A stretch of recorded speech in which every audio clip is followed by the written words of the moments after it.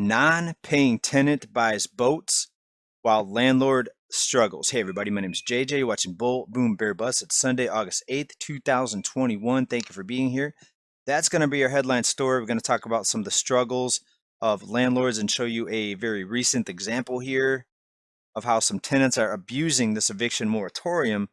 But we're also going to get into some broader economic news today, some very important updates, gas prices, inflation, the scary labor force participation number, which will further unveil the fact that this economic recovery is a sham. Let's go ahead and get into the news.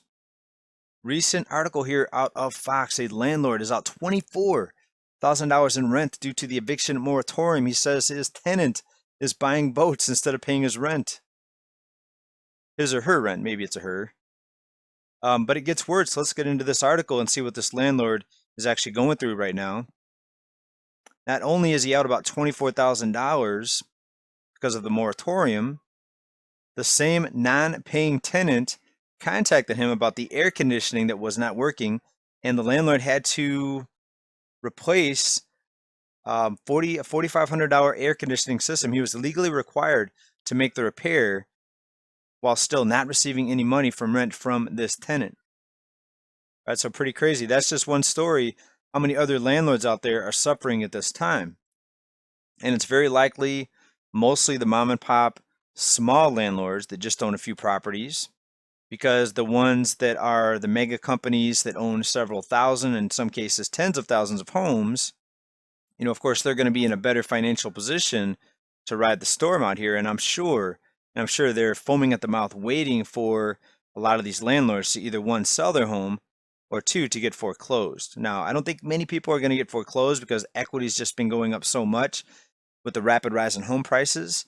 Even if you bought your home a year ago, if you find yourself in a financial situation, you can still probably sell and still have some good equity even after only a year to still get a profit and get out from under that loan. Now, the people that went out and took the equity loans and borrowed against their house and borrowed more than the equity that they have,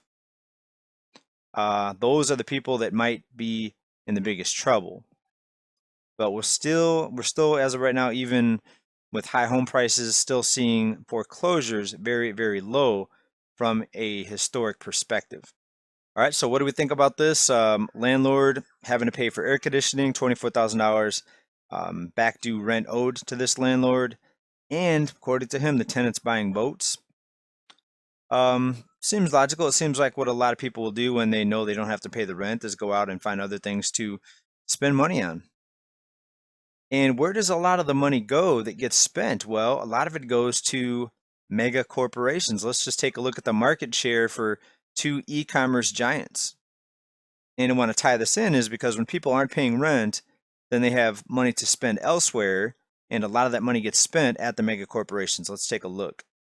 You're looking at a chart of e-commerce market share, percent of share, and we see fiscal year 2020, just Amazon and Walmart alone make up roughly almost 60%, over 50%, well over 50% of e-commerce market share. So when people don't have to pay their rent and they have extra money to spend when they shop online, it's going to be, in most cases, one of these two mega companies, Walmart or Amazon. So when you look at it like that, a lot of the rent that's not being paid to these small-time landlords is going to Walmart and Amazon because people are still spending money. And not having to pay rent, what can they do? They can spend more money in other areas. Now let's further unveil the sham that is the narrative that there's this great economic recovery happening right now. This is a chart of people not in the labor force, and we see the huge spike, of course, shortly after the shutdown recession began, and it spiked up over to 103 million people, which is already a lot. It was even a lot before that. It was down in the 90 million range, 96 million, but it spiked up to about 103 million. And what do we see? We see it drop back down a few months later into the summer there, 2020. But look here to the far right, and we're still higher now than we were back in August of 2020. So more people right now not in the labor force versus August 2020. So just about a year-over-year number. All right, so where is the recovery? And even the people that are working or getting jobs now here Are their wages enough to keep up with this outrageous cost of living and prices that just keep zooming upward? Right? Even before the shutdown recession, most people were living paycheck to paycheck, as we've reported here numerous times. Does anyone think it's actually better now, or are we worse off now than we were before the shutdown recession? To me, it looks like we're much worse off, and this chart is just another example of that. And I like to show charts like that because oftentimes I hear people, "Oh, JJ, we don't believe you." Well, you don't have to believe me. Just take a look at the chart here and your eyes. Do you believe your eyes? Does this look like a recovery? When you see where we were here in the years prior to the shutdown recession, and you see where we're still at right now, about a year and a half later.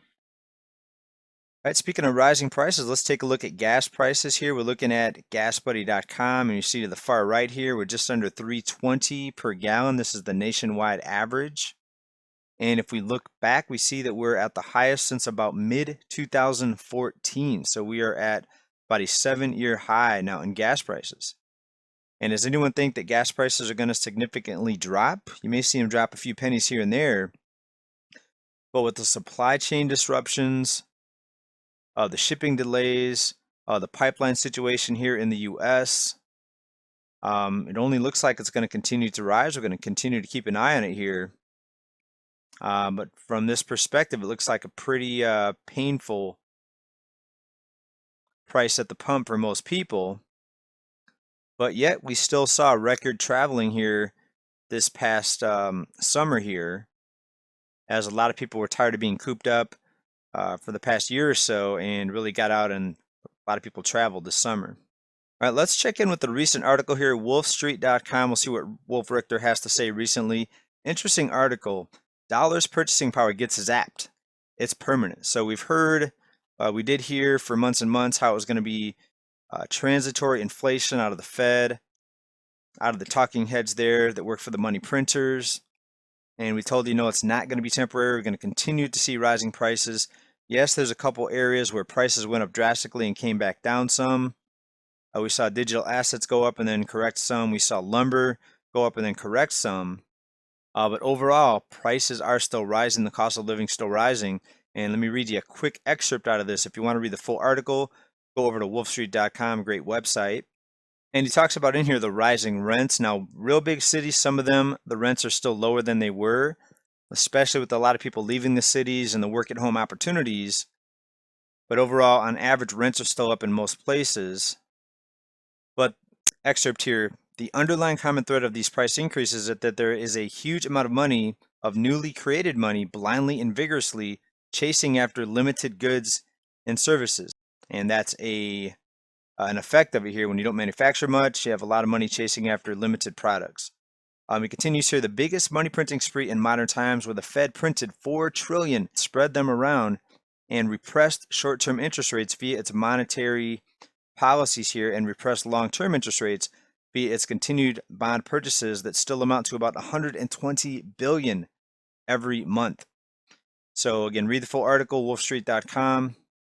People, let me know what you think about this rent moratorium and landlords like this that are out several $1,000s. And I'm sure many landlords already are wiped out or have been forced to sell. You let me know. Thanks for watching this report, everybody. Keep stacking, stay well, stay safe. Everybody stay prepared. Bye for now. Peace.